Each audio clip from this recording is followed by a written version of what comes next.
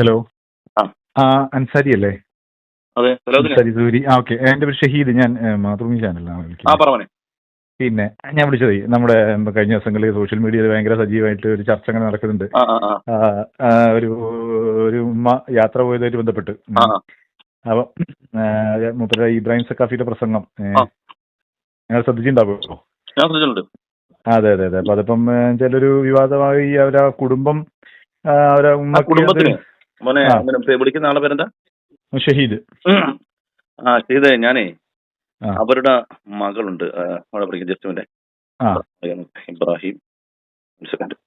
അവരുടെ മകളുടെ അവിടെ മകളുടെ പേര് ജിഫ്ന എന്ന് പറഞ്ഞ ജിഫ്ന ഇട്ടപ്പോ വാട്സപ്പിൽ ഇൻസ്റ്റാഗ്രാമിലൊക്കെ ഇട്ടിരിക്കുന്ന സ്റ്റോറി കണ്ടിരുന്നോ?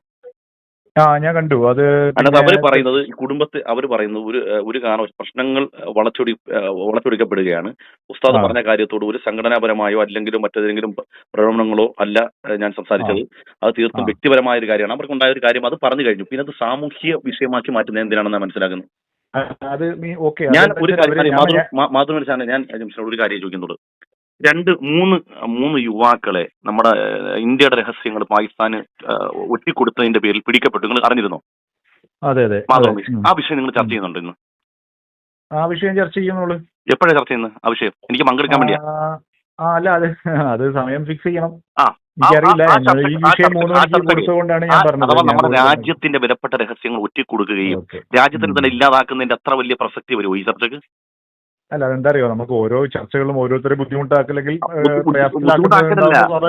നമുക്ക് ഇതിന്റെയൊക്കെ വികാരങ്ങൾ നന്നായിട്ട് മനസ്സിലാകും. ഇതെന്ന് പറഞ്ഞാൽ കേരളത്തിലെ മതപണ്ഡിതന്മാരെ അല്ലെങ്കിൽ മുസ്ലിം സമൂഹത്തെ അവർ മുന്നോട്ട് വെക്കുന്ന ആശയങ്ങളെ അതൊന്ന് താറടിക്കുക എന്നുള്ളത്, അല്ലെങ്കിൽ സമൂഹത്തിൽ അവരുടെ വിശ്വാസം കുറച്ച് കാണിക്കാൻ വേണ്ടി കാണിക്കുന്ന വ്യഗ്രതയുടെ ഭാഗമാണ് ഇതൊക്കെ. അതിനേക്കാൾ പ്രസക്തമായ ഒരു രാജ്യത്തിനും ആ രാജ്യത്തിന്റെ നിലനിൽപ്പിനും പ്രതിസന്ധി സൃഷ്ടിക്കുന്ന ഇത്തരം ഭീകരന്മാർ ഇവിടെ പൊതുവെ മുസ്ലിങ്ങൾ മുഴുവനും ഭീകരവാദികളാണ്. ഇത്തരം കാര്യങ്ങൾക്കെതിരെ എനിക്ക് ഒരു താല്പര്യമില്ല. മറ്റേ ചർച്ചയ്ക്ക് വിളിച്ചോളാം. ഈ ഭീകരന്മാരുടെ ചർച്ച നന്നായിട്ട് ഒന്ന് പറയാം. ശരി.